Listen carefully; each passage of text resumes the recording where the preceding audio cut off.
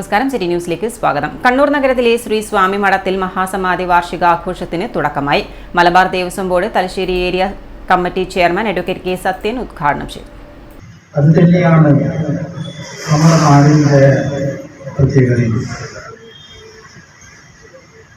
ഓരോ ക്ഷേത്രങ്ങളിലും അതിൻ്റെ ആചാരരീതി എന്ന് പറയുന്നത് ആ നാടിൻ്റെ സംസ്കാരവും അവിടുത്തെ ജീവിത രീതിക്കും അനുസൃതമായിട്ടുള്ള ആരാധനാ രീതിയോടുകൂടി കാണാൻ ഓരോ സ്ഥലത്തെ ക്ഷേത്രങ്ങളും നിർമ്മാണമാണ്.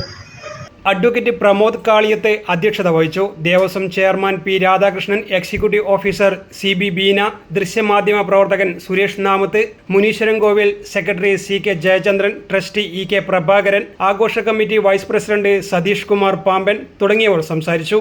7 ദിവസങ്ങളിലായി നടക്കുന്ന മഹാസമാധി വാർഷികാഘോഷം വ്യാഴാഴ്ചയാണ് സമാപിക്കുക. News desk, city news.